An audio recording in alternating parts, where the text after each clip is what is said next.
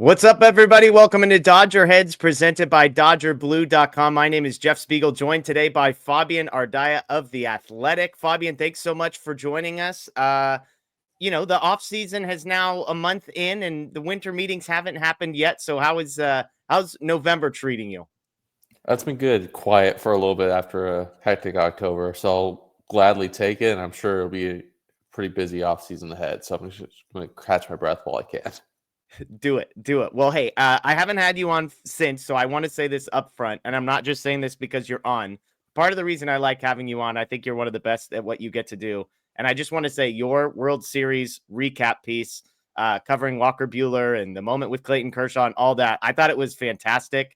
The ability to get that story of Clayton Kershaw telling Walker Buehler he loves him, like just as a Dodgers fan, it was emotional reading your recap. So I just wanted to say off the top, thank you for that. Well, I appreciate you saying that. You're too kind. Let's talk World Series real quick, and then we'll get into some off-season stuff. Mm-hmm. Now that we've had a few weeks to reflect on it, obviously you were not only there, you were kind of in the midst of it with relationships and covering all these games. What's the lasting memory takeaway that you think back most fondly on from a few weeks ago? I think it's just like how much of a switch kind of flipped in that team, especially after being down 2-1 on that DS. I think once they got past the Padres, everything was kind of, you don't want to say skating because obviously the Mets were a red hot team, really talented, riding high. The Yankees obviously very talented, but it just felt like, all right, they got past the Padres. Like the team felt like they collectively exhaled after that point and sort of rode that from there on. And I think there was like a little bit of at least watching, sort of seeing like, oh, there's a lot of parallels to 2021 where they got past the Giants and they exhale and they kind of run out of gas against the Braves. That never happened, even with all the injuries, even with anything that happened. I mean, it was remarkable to see how they kept finding a way, and obviously with all the injuries and stuff like that, they still just managed to kind of overwhelm teams at different ways, winning in different ways each time. Yeah. I was, when you said that, it reminds me of the Mookie Betts podcast that is now obviously infamous in Dodgers fandom. I'm curious, for a beat reporter, when you get a chance to watch or listen to something like that, I mean, is that all information that you're kind of like, well, I knew this, but I couldn't necessarily write it? Or are you learning things along the way with those guys? Oh, there's some of it was like, yeah, you learn this, you can't really write it, or like you feel it, but you can't really get them to say it on the record because they're in the middle of it, and you start understanding. Like, and there's also some stuff that you learn, obviously, and the thing about Pryor, Walker Buehler not telling Mark Pryor he had thrown, I kind of heard that, but like Walker, when I asked him about it, like didn't say it at the time.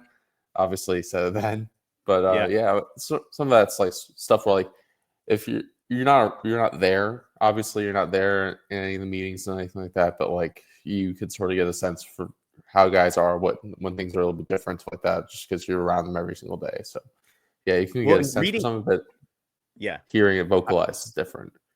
Reading your story and then hearing that quote from Walker Buehler, it just makes me appreciate, I think, the chaos of those moments, because you have your story, which is a conversation with Andrew Friedman, where Andrew Friedman apparently is aware of what's happening and engaged with Walker Buehler. And yet Mark Pryor, the pitching coach who's in the dugout, maybe is disconnected from everything that's happening. Again, I can't say it other than any other way, but it makes me appreciate the chaos of these moments. And yet the World Series rests on how that moment plays out.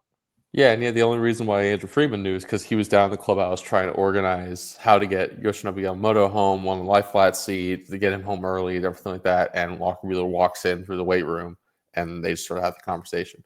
But yeah, like it's all like random circumstances. A lot of stuff is like flying around in those moments. It's organized chaos always. I love it. Well, hey, it worked out. Let's do this. I've got a 6-pack of questions with you. Again, this is Fabian Ardaya of The Athletic. Let's start with the question that is overhanging all of Major League Baseball, and I'll ask it in a Dodgers-specific way. Is the Juan Soto Dodgers pursuit real? We know, let me ask it this way. Is this more than the Dodgers are always going to be at least interested in gauging information on the top guys, or are the Dodgers actually pursuing Juan Soto? I think they're pursuing him, but also like mostly staying engaged. I think it's like a slight tear between the two. Like there is a need for Juan Soto or a corner outfield right now on the roster. If you look at it, they need at least one corner outfielder, with Mookie Betts moving back to the infield, with Teoscar Hernandez currently a free agent. So Juan Soto does make a lot of sense there. Do I think do I think the Dodgers have the resources to spend at the top of the market this winter? Yes, they do. They seem like they definitely do, just based off the fact that they're also meeting with Blake Snell. Like they're clearly engaged at the top of the market.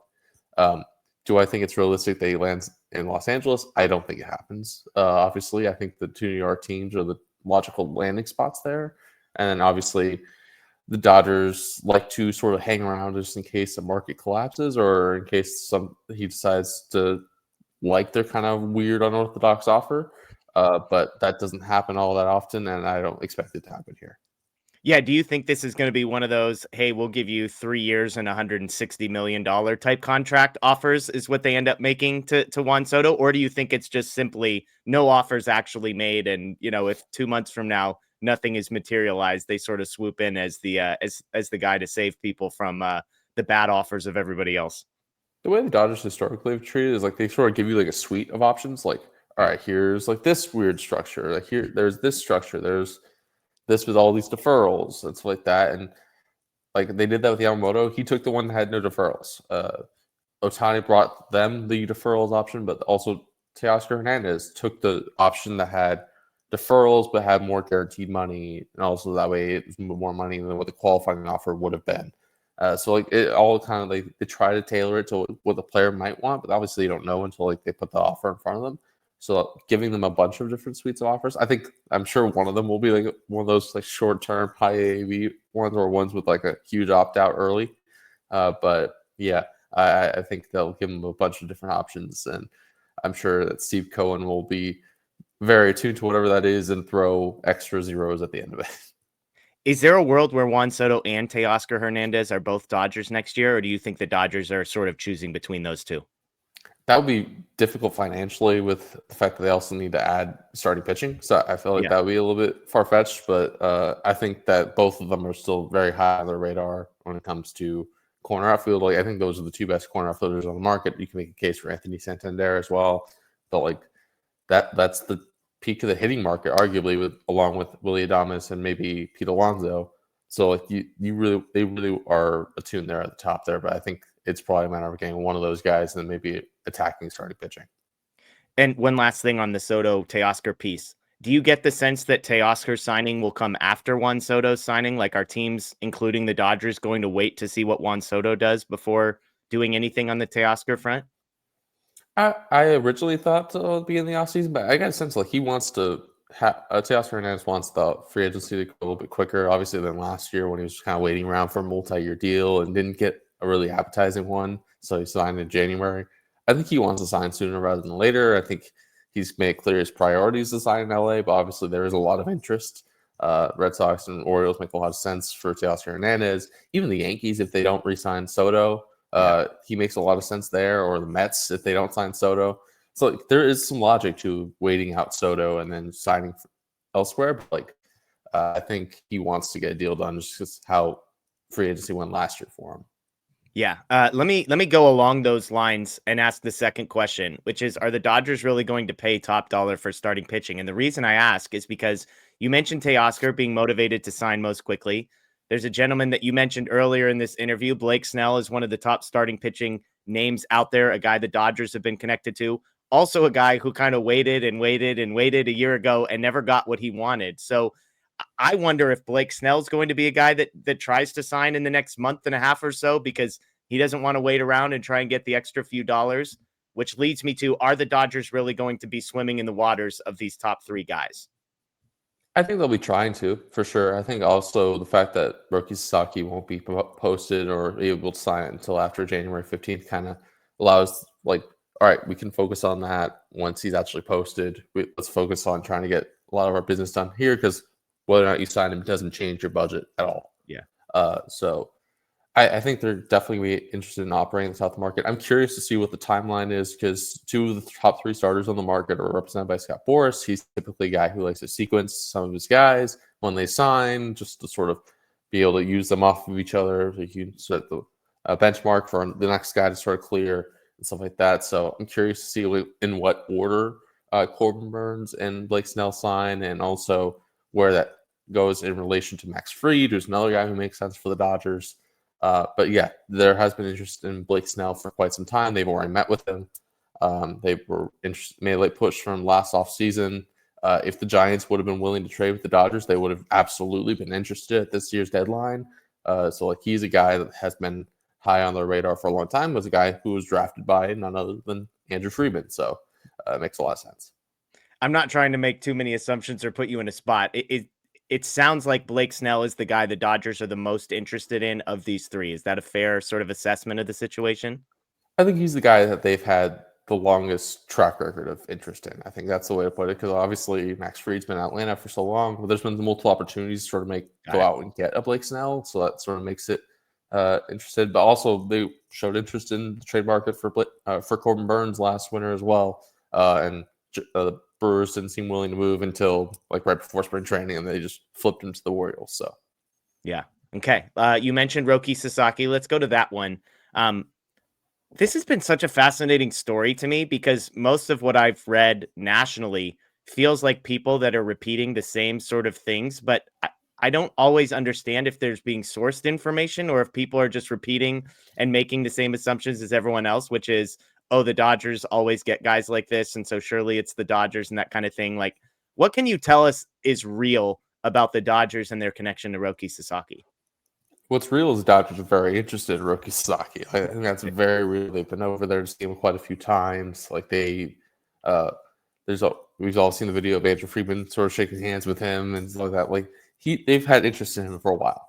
I think what we don't know, obviously, is what Roki Sasaki wants. And at the end of the day, like that's gonna steer where he wants to go, because I don't think, like, obviously money matters and stuff like that, but like the difference between $5 million bonus and $7 million bonus for where you want to go, where you want to be in player development and everything like that. Like, we don't know how he's going to value that. We don't know how he's going to value whether having Yamamoto and Ohtani on his team is going to be a good thing, where it's going to steer him like, all right, I want to be teammates with these guys. They're obviously really good. Like, they'll help me get comfortable. Dodgers have integrated Japanese-born players before.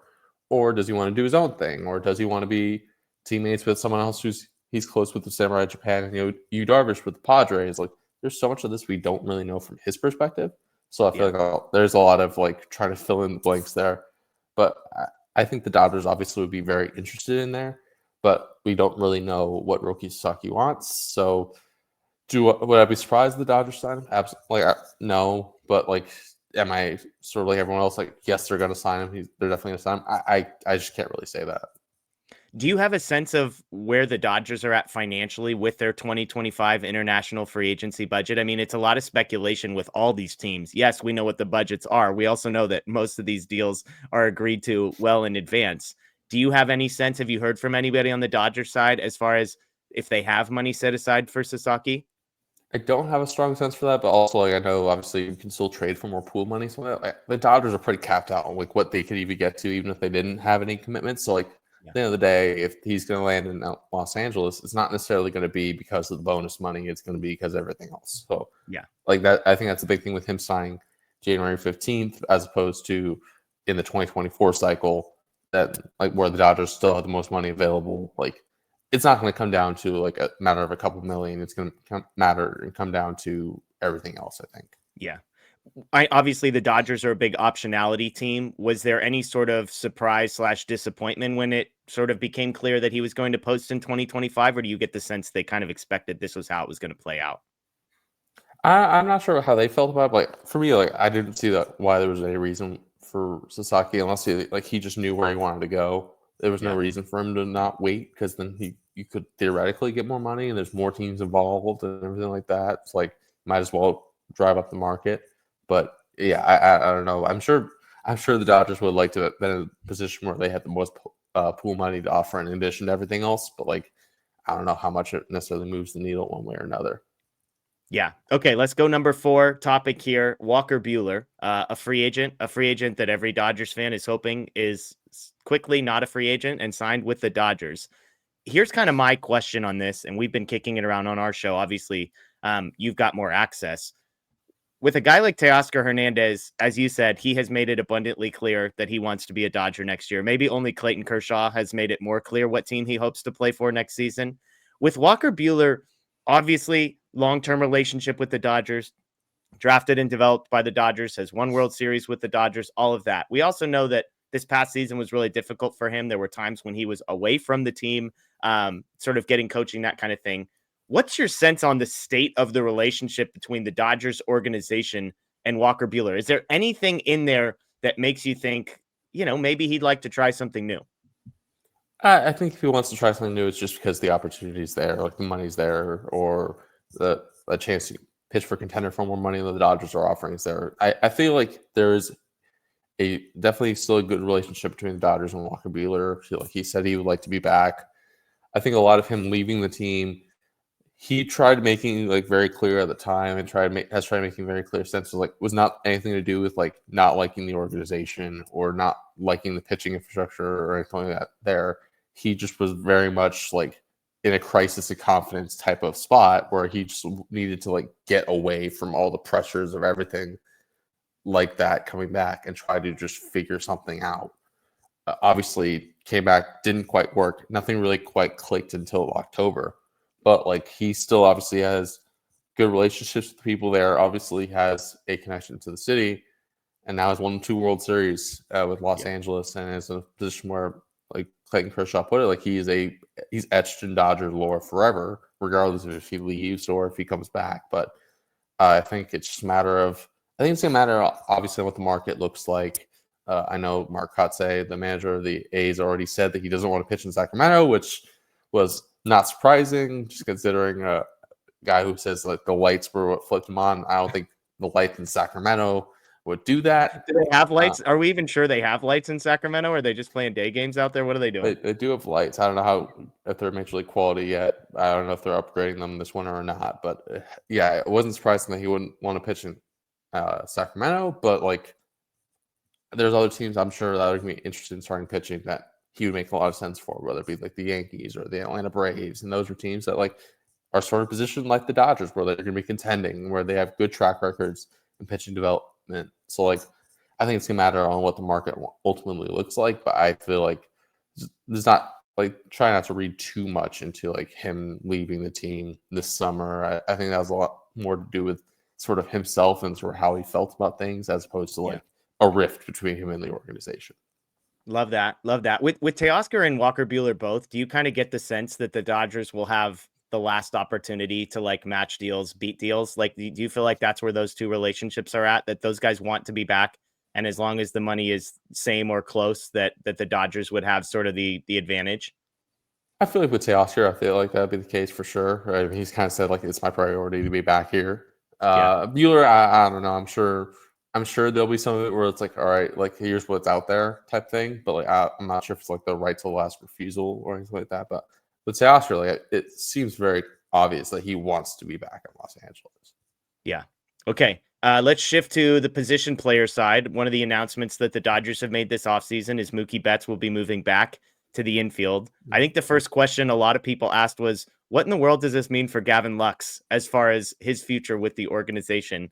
That was the piece that surprised me, because when you just come out and publicly announce that Mookie Betts is moving back to the infield, it feels like it puts a guy like Lux in a weird spot where just about everybody's doing the same math, which is, are they really going to put Mookie back at shortstop? And if not, then what does this mean for Gavin Lux? So what do you know, and what do you sense on that front? Yeah, that was kind of the question for Brandon Gomes immediately after he said that. It was like, well, all right, what's this mean for Gavin Lux?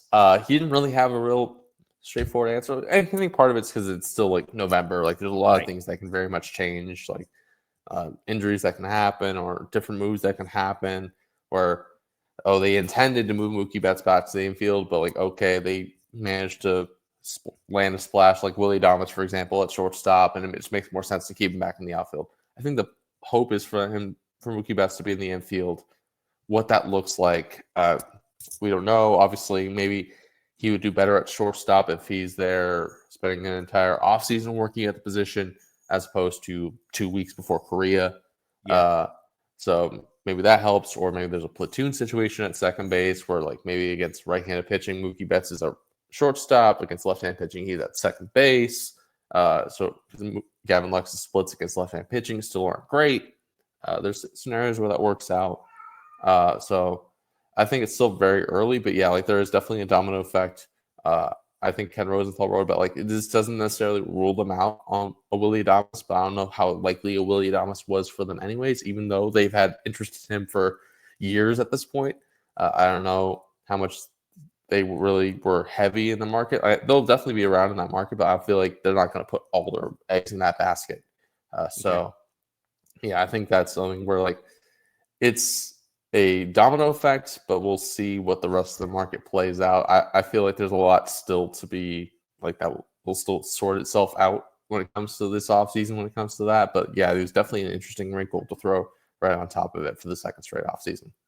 What do you have a sense of what the Dodgers believe and think about Gavin Lux? Obviously, a bizarre season where he was one of the worst players in baseball for half of the season and then became one of the best hitters in baseball for the second half of the season. I think there's an optimistic view of, look, he missed an entire season, took him a few months to get ready, and then, hey, he kind of hit, probably above above reality, but still at a place like we used to think this guy was going to be a really good hitter, and he hit like a really good hitter. And yes, he's not playing shortstop. Or is it the flip side of, it's a guy who, for the most part, hasn't lived up to expectations, wasn't able to make it work at shortstop, and that they might feel like his value lies elsewhere? Like, what do the Dodgers actually think about Gavin Lux? I think their actions have shown, like, they've been on the very high side on Gavin Lux for a long time. Like, the fact Yeah. that they tried to make him shortstop 2 straight years, and obviously neither year it worked out. First year he got hurt. Last year, obviously the throwing issues kind of cropped up, and then they just felt it was best for everything to sort of move him to second base. I think what they saw maybe and got out of him in September, October is maybe like a good semblance of what he is, which is like a solid hitter, maybe like sort of like what he was in 2022, but with a little bit more power because he started swinging more aggressively, sort of trusting his what he kind of was. It's kind of like a mix between what he got into in 2022 is like, which was kind of like slap hitter, kind of go shoot for a high average, and what he was in 2019 as a prospect when he hit all those home runs in the juice ball era. So, like, trying to find a mix in the middle there where you're kind of hoping for like 780, 800 OPS from the left side with good second base defense. Like, a defense at second base, like, he's a good defender. I don't think he's like a gold glove or anything like that, but I also don't think he's a bad defender. I don't think the throwing issues are as much of an issue at second base. Like, that's a valuable player to have at second base there, especially under club control, which he is. So, like, there's definitely value there. I don't think they're like actively seeking to trade him, but if they sort of need to go pursue a Garrett Crochet, for example, or you need to go and try to find starting pitching or corner outfield, and that's another lever they can pull. I don't think it's one that they're going to be actively pulling, but like the fact that Mookie Betts is in the infield and Gavin Lux, his value is restored a little bit, kind of helps the Dodgers out there.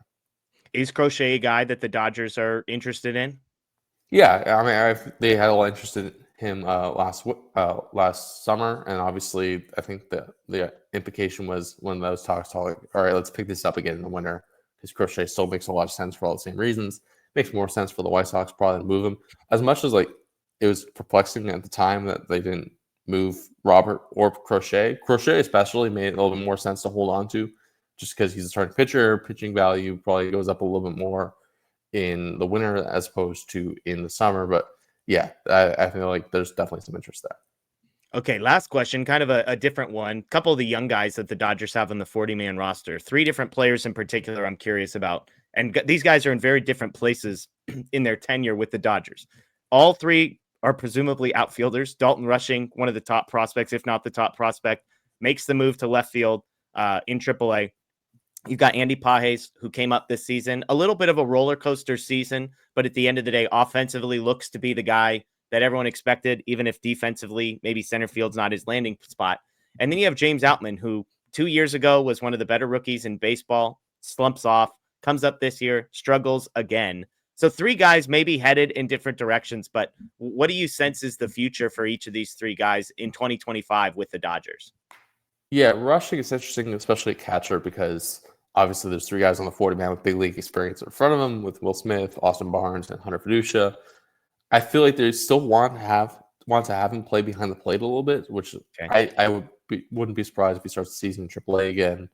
Sort of gets some time behind the plate, but also gets some time in left field, refines there. I think he's definitely an option in the corners especially if they don't have the corner outfield offseason that they kind of anticipate having, where they sort of don't get an established guy like a Soto or Teoscar Hernandez. Maybe they had a veteran. They sort of have Dalton rushing there, kind of waiting in the wings to play a corner. I think Andy Pye is an everyday player next year, at least to start the season. You're right. I don't think center field's his natural position, just because the reads weren't great, but his arm is, which plays a lot better in a corner, especially in right. I feel like that's kind of like the landing spot for him next season is left or right field. Can sort of bounce in, especially against left-handed pitching. And then Outman, yeah, I mean, I think 2 years ago was a little bit of a surprise to have the production he did, especially to have the midseason struggles he did, but then bounce back in September. Because I think when you saw the midseason struggles, all right, this is just the profile he's always kind of had. He's hit throughout the minors, but the swing and miss was always a problem.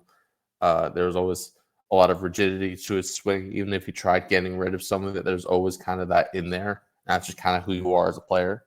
And you saw that kind of play up again last season. So I think there might be a little bit more to sort of take out from maybe what he was second half of 2023, where he was striking out less often, maybe sacrificing a little bit of power for that. But like that sort of midpoint was still a productive player. If he can sort of get back to that, obviously that helps the Dodgers, but I don't see him as, at least start the season, as anything other than maybe like a depth option, maybe a guy who makes the opening day roster as like a fourth outfielder, can sort of bounce around a little bit. But like we'll see, obviously, what the Dodgers rest of the offseason looks like in terms of acquiring outfielders. Love it. Love it. Well, Fabian, we appreciate you. Thank you for your time and your insight. I enjoy a few days off around Thanksgiving, and who knows when all these signings are going to happen. That's, I guess, both the blessing and the curse of Major League Baseball's offseason is that it feels like a lot of hurry up and wait around here. Yes, absolutely. I think Ohtani signed the day after I was at a wedding last year. I think Yamamoto signed as I was flying for the holidays. Like, you never know when this stuff happens, so I'll be ready for it. Love it. Well, keep up the great work. Thank you for all you do, folks. If you haven't already, you can check out Fabian's stuff over at The Athletic. Incredible coverage of the Dodgers. So thank you, everybody, for joining us. Again, this is DodgerHeads presented by DodgerBlue.com. Check out Dodger Blue 1958 on social media. A couple giveaways happening on both Twitter and Instagram, so check that out. Enjoy the rest of your day, everyone. And as always, go Dodgers.